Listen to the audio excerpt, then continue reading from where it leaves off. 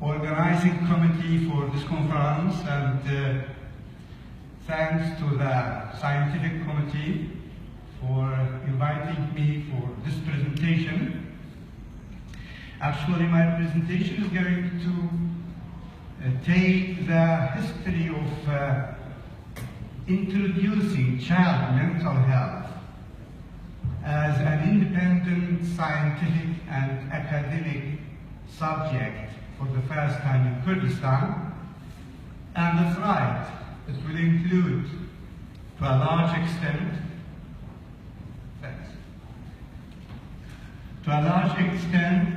it is going to include the studies and the clinical work with children. But to make a long story short,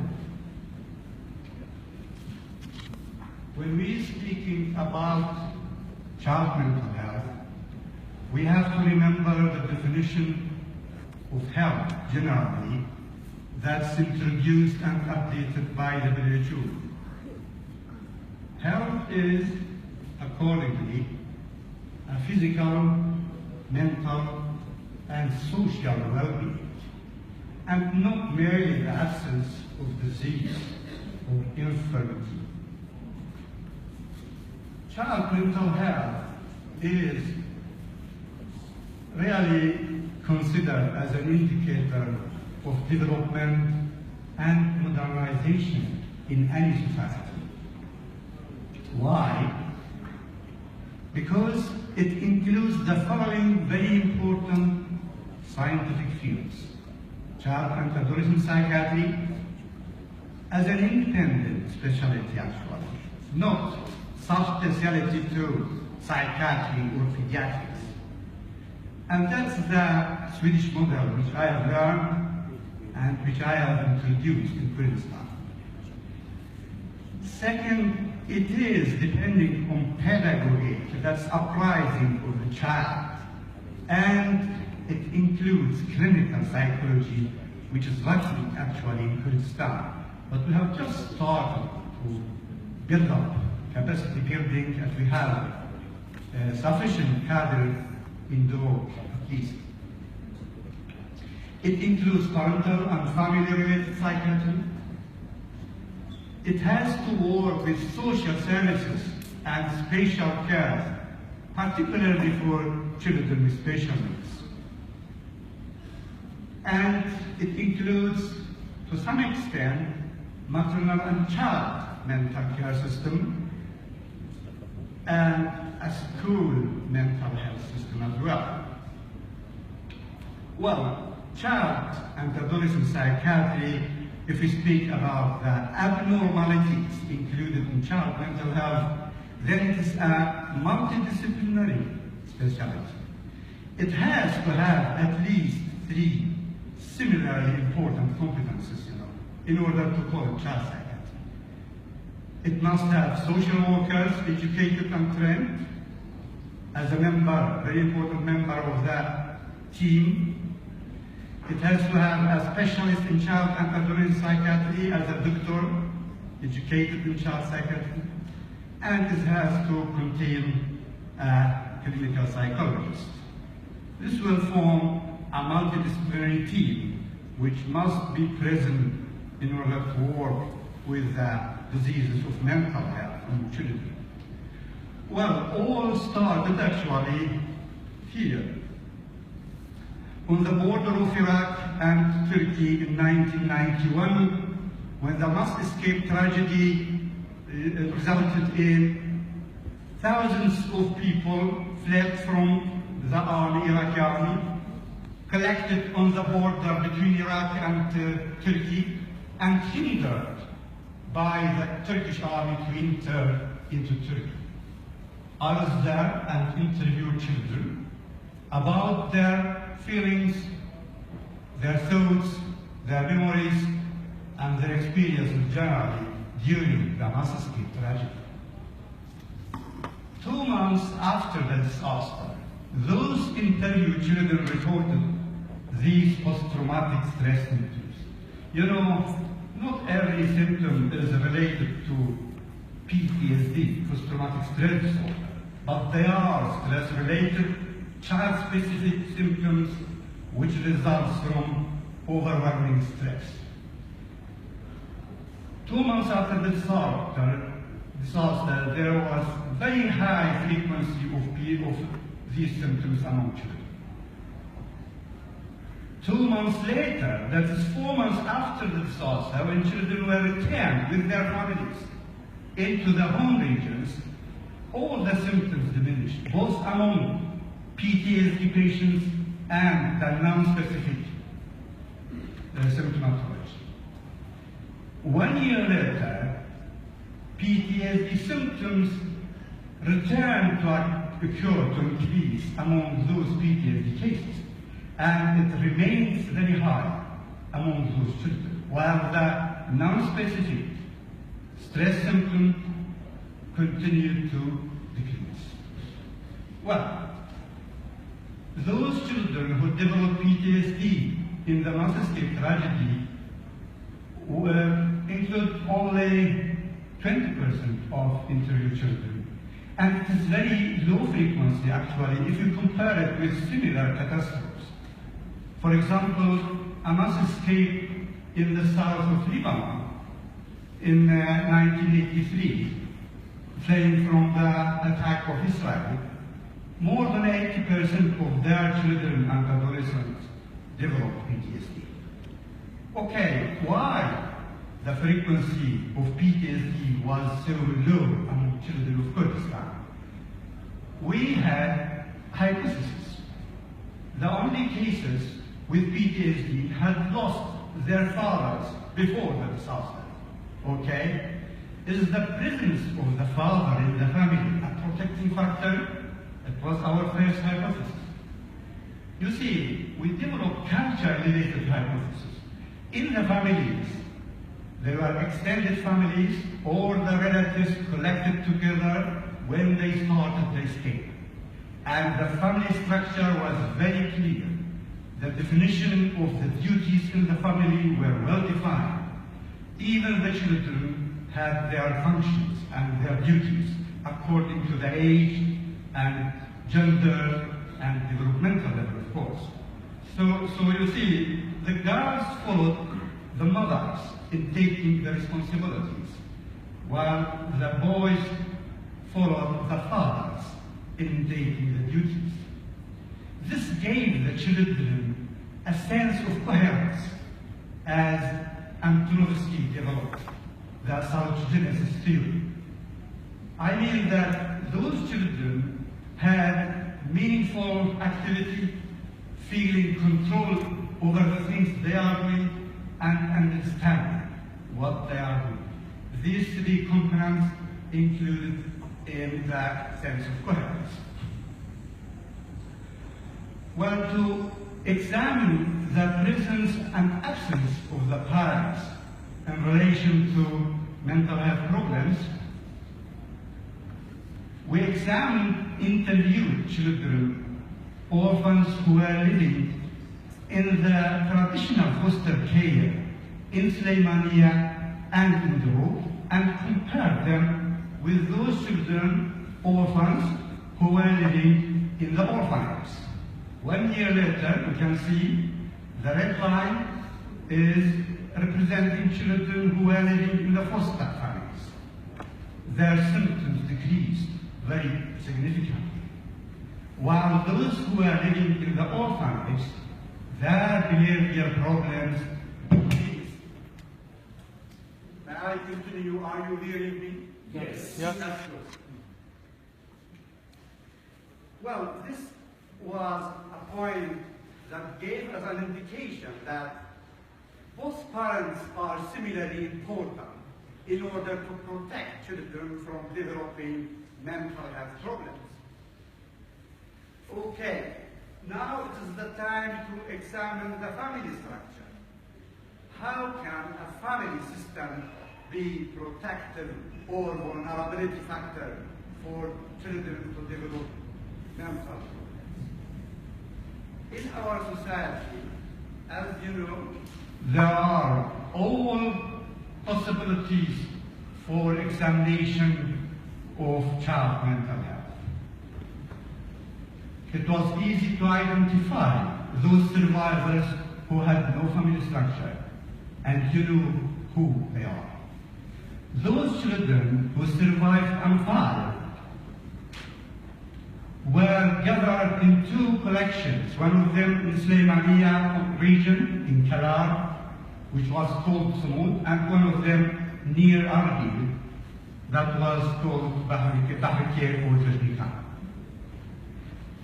I was there and interviewed the older child in the family and the caregiver in the same family in order to see how they have survived the Anfal operation.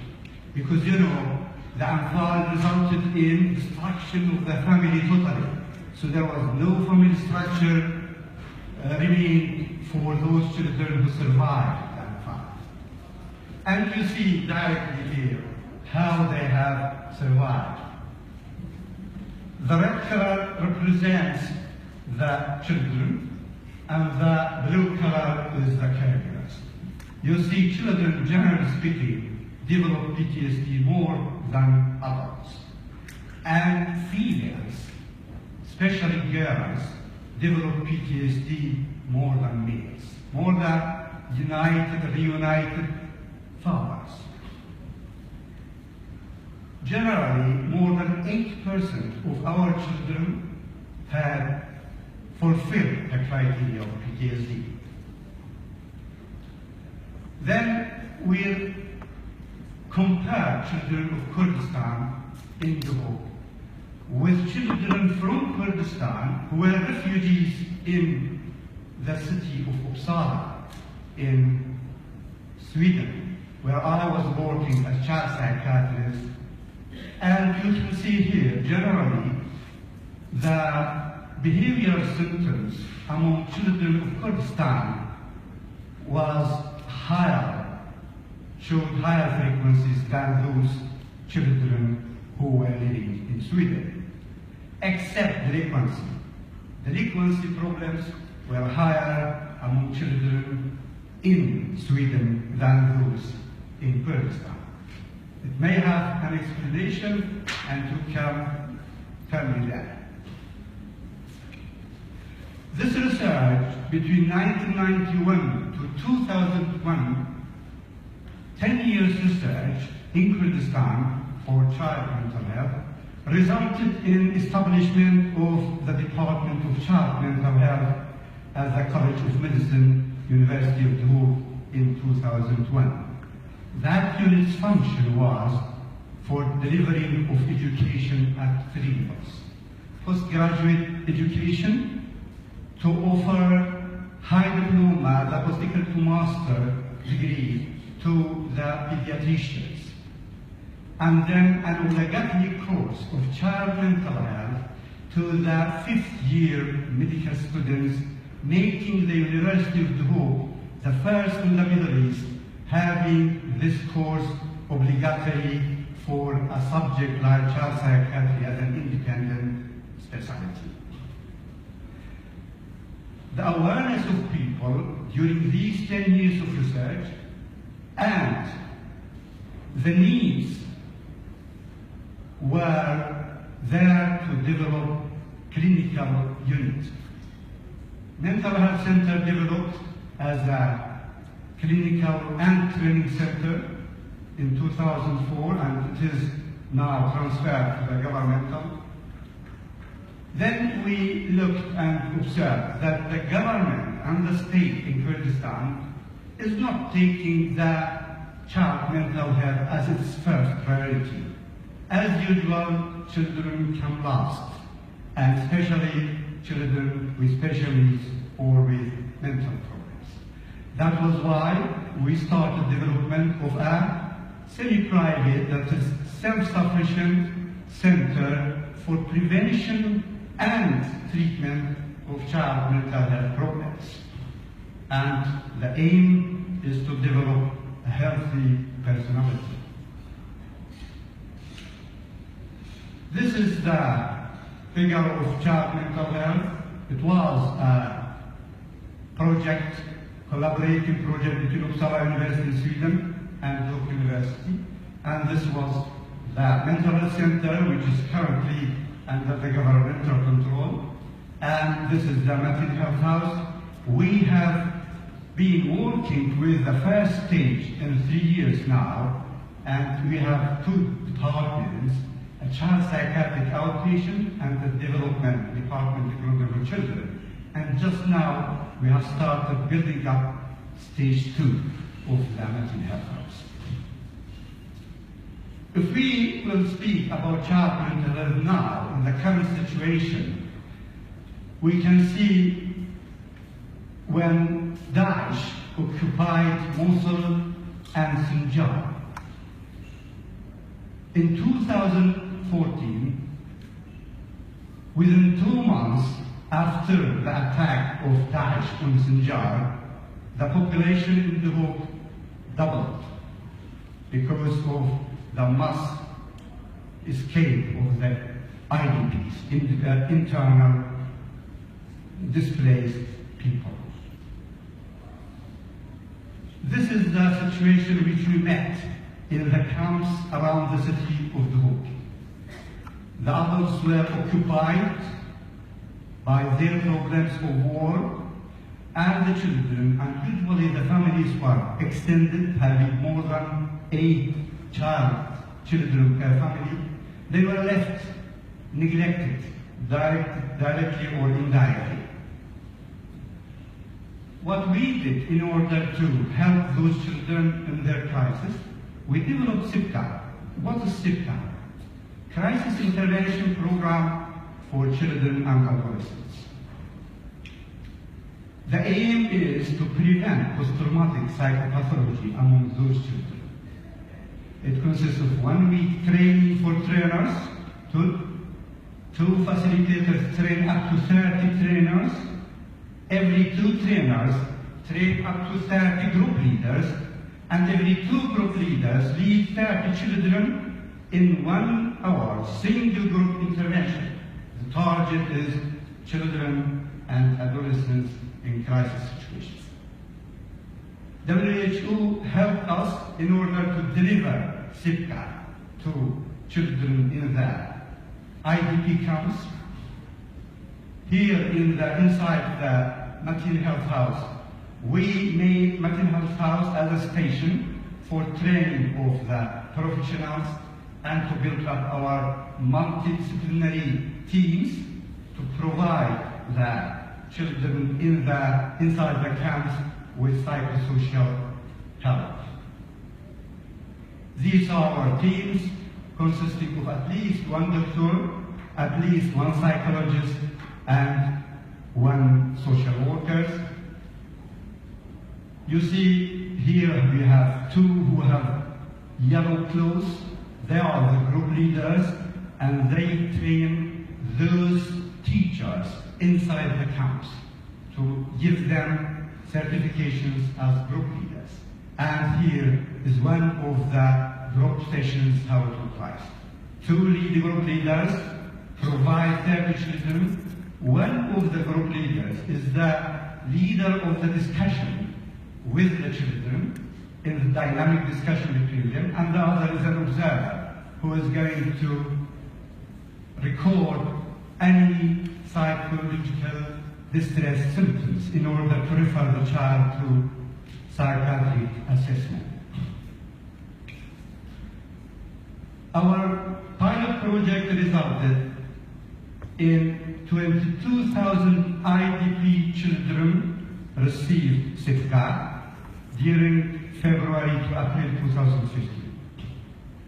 2,200 of them, that's about 10% of them, needed the psychiatric assessment during the screening in the group intervention. And among the assessed children, 50% of them needed treatment. 2 years follow-up of those children who received SIPCA is showing these results. And I'm invited to Geneva, to the European Association of Child and Adolescent Psychiatry in July 2017 to present 2 years follow-up results. of Sitka. That was what I wanted to tell you about the story shortly, and now we have probably some time for questions. Thank you very much, Dr. Abdullah. My comment also about the hypothesis how people, children in Iraq and Kurdistan have less PTSD than other people. I think another thing is in Iraqi people and in Kurdistani people are more resilient population than other people because of their history since more than a decade.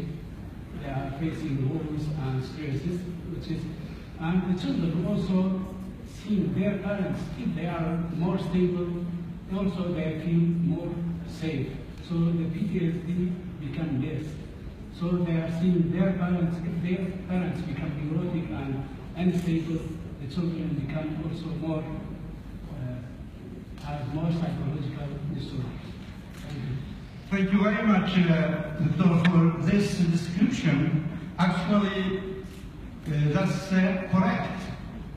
The question is how it comes that the society in Kurdistan is resilient. You say that the generations, the Kurdish society in generations has been exposed to traumatic experiences. But we know that if you are experienced as a collective society exposed to re-traumatization of the catastrophes, then most of the society is going to develop PTSD. How it comes then that society in Kurdistan, despite this exposure repeatedly to catastrophes, it is resilient? I think the society has developed survival strategies, and these are, in the start, are strategies, tactical strategies, that is to develop just now.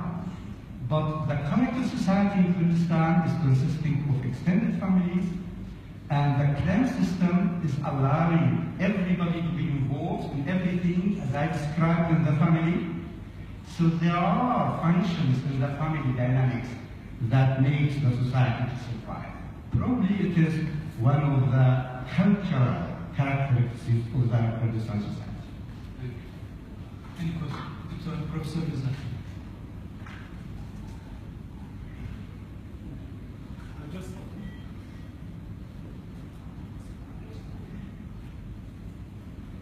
Anyway, I think I have an outpost. Yes. I just wanted to follow up on Dr. Abdul Karim's comment.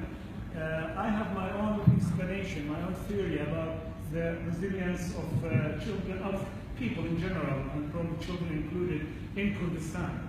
My own personal explanation is that since 1961 until today, Kurdistan went through periods of stresses, no stresses, stresses and no stresses. I think the periods were long enough for people to recover and learn coping strategies and become resilient rather than having complicated trauma after the second stress. This is what I think, my personal explanation for that. I don't know what you think, but I just want to comment another thing not related to this subject.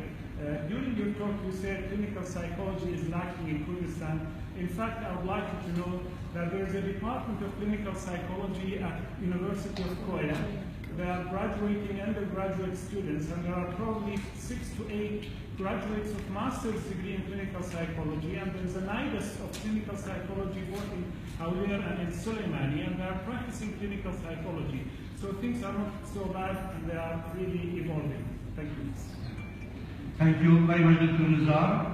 For the second comment, actually, I am happy to hear about that. I have heard about the clinical psychology department, but actually I have not noticed or been working with those who have been educated there. The master degree provided to the psychologists in Kurdistan, similar to many other problems, they usually get that master in order not to work clinically, unfortunately. So that's a problem. And your theory about the coping strategies in the past periods is very interesting, actually, and it needs to be examined. But I think you are right, because this period when children return with their families, they should directly decline in symptoms.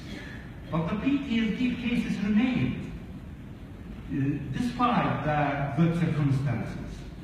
You will probably remember I referred one of the girls to you in Erbil, and you treat successfully there. Yeah.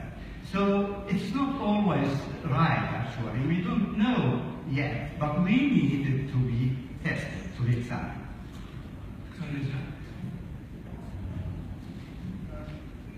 Dr. Abdullahi should be congratulated on this piece of work. I mean, seeing 32,000 kids is very notable. But that shows something that there is a need to develop child and adolescent psychiatry as a specialty in Kurdistan. I'm part of the Royal College of Psychiatrists of the UK, and we've been working for quite a long time with colleagues in Baghdad to help them establish child psychiatric training. There is a need, but the question might not be for you, Professor Jazar, probably can help. Is there a plan to establish child and adolescent psychiatry as a specialty here? Could people be trained in the specialty? Thank you very much, Dr. Najat. Actually, it was very good of you, nice of you to direct the question to Dr. Nizar, because he is among the members of the higher medical specialties in Kurdistan. We have tried to make child psychiatry as a separate, independent specialty according to the Swedish model, but still we have not been succeeded. So I thank you very much to introduce this question. Can I answer? Chairman? Can I answer that question? Answer, Dr. Saif. Yeah. Okay. I don't want to go into a lot of details about that, but I've asked a lot of psychiatrists internationally at different conferences throughout the world. I think I have a lot of this. And there are two approaches for that. One of them is that yes, you can go directly from MBCHD or from the bachelor's degree to child psychiatry, and that's a track, a short track. And then, of course, we can specialize and become an authority like Abdullahi, who we are proud of as a Kurd taking that position. The second opinion is that no, you have to go through adult psychiatry or general psychiatry, and then subspecialize in child psychiatry. At the moment, I think it is about time to think about this second approach, or the Swedish model, but as I said, it's not accepted all over the world. Probably some countries follow that model. Right now, I am not in a position of authority to make any decisions about that thing because, as you know, I'm not in a principal position at the university. So the answer to that question is I cannot answer that. One last question. May I have comment to Dr. Nizar? Thank you very much for this invitation. And I think that's the important thing that we cannot answer now. But I think these discussions must be at the level of the academic first, in order to tell the politicians who don't know about that. I can tell you, Dr. Nizar, that our attempt to introduce the Swedish model in the book has succeeded very well. Internationally, it is very good recognized. During September, I was invited to the IACAPA conference in Canada, and I am their ambassador, the child mental ambassador, the IACAPA. So they were very much proud of this system, and every year they publish a report about our activities. You see, we have just now 6 specialists in child and adolescent psychiatry in the book. Many of them, I hope that all of them are here today. And they are going to present their presentations tomorrow. And they are specialists. Every one of them has taken a very important position in the society as well. So they are deciding maker, and they are introducing this model successfully in the society. Thank you very much. Thank you, Dr. Abdullahi, for your nice presentation and about the discussion. Thank you. you very much.